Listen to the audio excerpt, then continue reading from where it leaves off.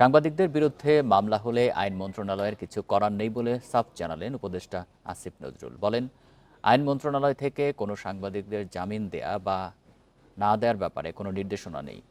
রাজধানীর সিরডাপ মিলনায়তনে গণমাধ্যমের স্বাধীনতা নিয়ে এক সংলাপে এসব কথা বলেন তিনি। প্রেস সচিব বলেন, অনেক উন্নত দেশের তুলনায় বাংলাদেশের গণমাধ্যম অনেক স্বাধীন।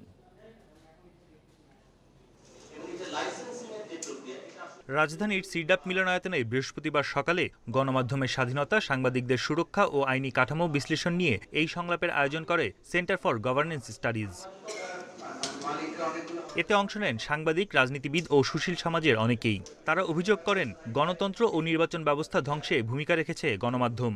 স্বাধীন সাংবাদিকতা নিশ্চিতে আইনি পরিবর্তন, মালিকপক্ষের চাপ ও সেলফ সেন্সরশিপ থেকে বেরিয়ে আসতে হবে।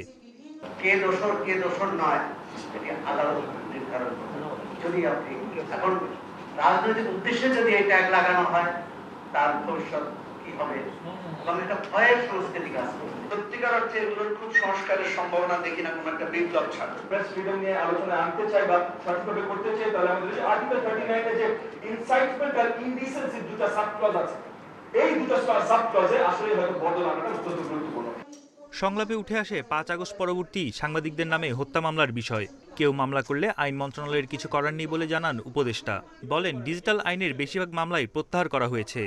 সাংবাদিকতা করার জন্য মামলাটা হয় না, তাদের বিরুদ্ধে ইনসাইটমেন্ট টু ক্রাইম বা এই অ্যারেঞ্জমেন্টের জন্য মামলাটা হয়েছে।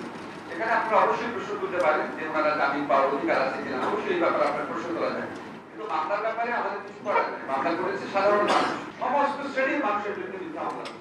সেই তুলনায় সাংবাদিকদের বিরুদ্ধে মামলা করেছে, সেটা পার্সপেক্টিভ থেকে খুব অস্বাভাবিক না, অনাকাঙ্ক্ষিত কিন্তু অস্বাভাবিক না। শেখ হাসিনার শাসনামলে গণমাধ্যমের প্রতি সাধারণ মানুষের বিশ্বাসহীনতা জন্মায় উল্লেখ করে প্রেস সচিব জানান, গত 10 মাসে সরকার স্বাধীন সাংবাদিকতা নিশ্চিতে চেষ্টা করেছে। কেউ যদি বলেন যে বাংলাদেশের স্বাধীনতা নাই, একদম ফালতু কথা।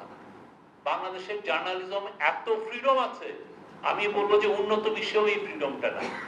এ সময় স্বাধীন সাংবাদিকতা নিশ্চিতে প্রচলিত সংস্কৃতি থেকে বেরিয়ে আসার প্রতি জোর দেন বক্তারা। বন ইবনে কামাল, ইন্ডিপেন্ডেন্ট নিউজ, ঢাকা।